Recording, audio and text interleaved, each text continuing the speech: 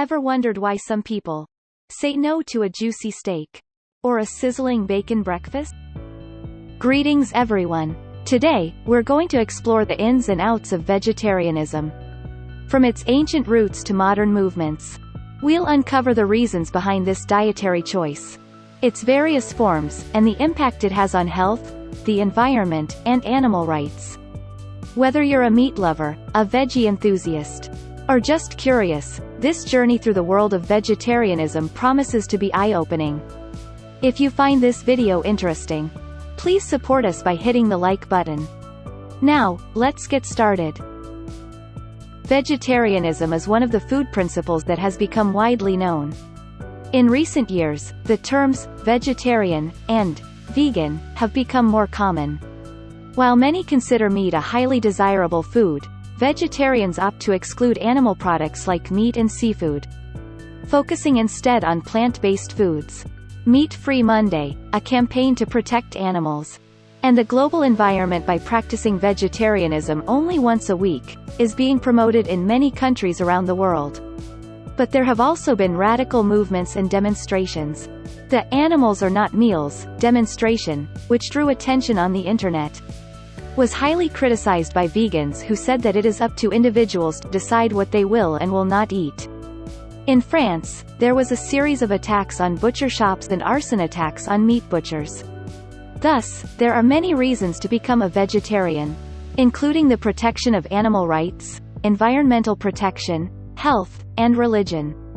What do vegetarians typically eat, and when did this dietary practice begin?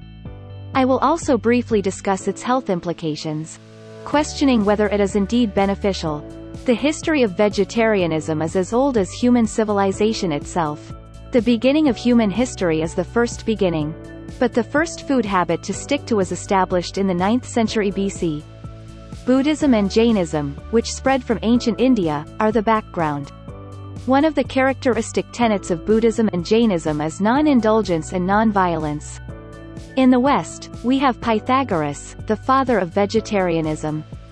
For many years, until the term vegetarianism was coined in the 19th century, Europeans called it herbivorism, and called it the Pythagorean diet. But with the Christianization of the Roman Empire, vegetarianism disappeared. In medieval Europe, even the lower classes of citizens began to eat meat. Some monks avoided eating meat, but it was not unconditionally forbidden. Vegetarianism was revived with the advent of the Renaissance, and the movement to revive ancient Greek culture. The leading vegetarian of this period was Leonardo da Vinci. In the 19th century, vegetarianism spread throughout Europe, and a movement developed that focused on plant-based foods. This was the background for the Christian vegetarian movement, based on a theory in the biblical book of Genesis that God allowed man to eat only plants. 1809 saw the birth of a new denomination, the Bible Christian Church, led by the Rev. William Coward, who in 1847 established a vegetarian church in England. This marked the beginning of the modern vegetarian movement. The first vegetarian church advocated that, although humans were seen as superior, both humans and animals deserved protection and the right to happiness. It also supported research on vegetarianism, and published the results of a study that showed that humans are naturally vegetarian, and that meat eating is detrimental to their health. The Vegetarian Church was a fervent promoter of vegetarianism, which spread rapidly throughout Europe and the United States in the 20th century. It's often claimed that Adolf Hitler was a vegetarian, though this is a subject of historical debate. Hitler did not smoke or drink alcohol, but he had a sweet tooth that could consume 4.5 pounds of chocolate and 3 cakes in a single day. There are various forms of vegetarianism, each with its own dietary guidelines. Vegetarians can be categorized into several types. Vegans avoid all animal products including meat, fish, eggs, dairy, and honey. Fruitarians focus on fruits and nuts without harming the plant. Lacto-vegetarians consume dairy but no meat or fish, while ovo-vegetarians include eggs but avoid meat, fish, and dairy. Lacto-ovo-vegetarians combine the latter two, consuming both dairy and eggs. Generally, vegetarian refers to lacto-ovo.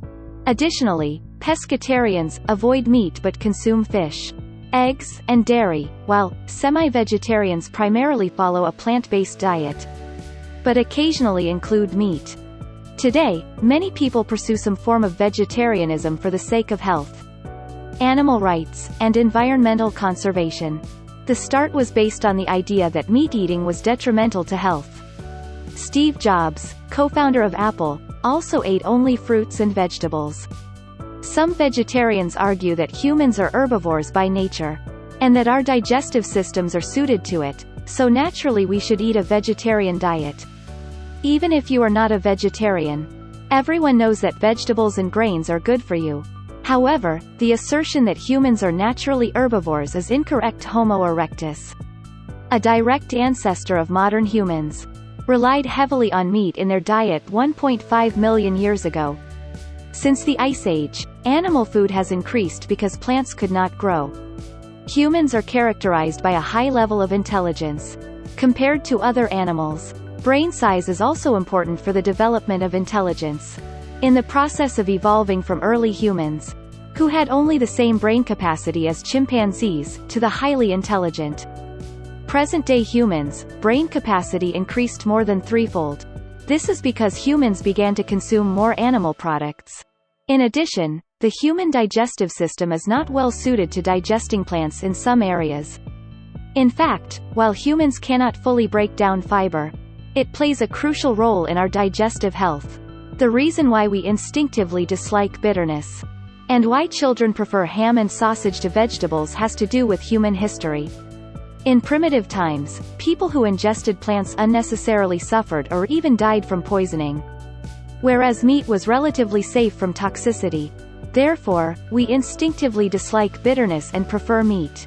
Moreover, children are 7 times more sensitive to bitterness than adults. So, is a vegetarian diet truly healthy?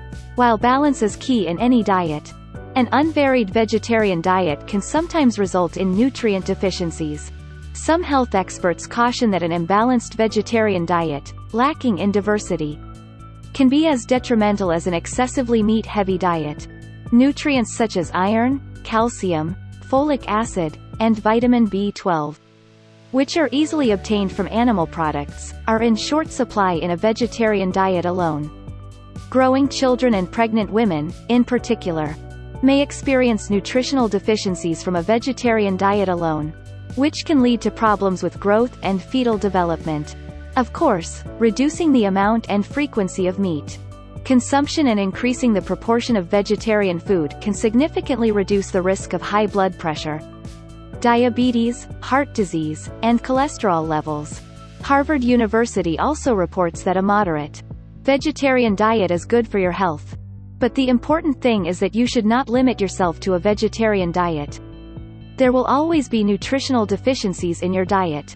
What is important is to compensate for that.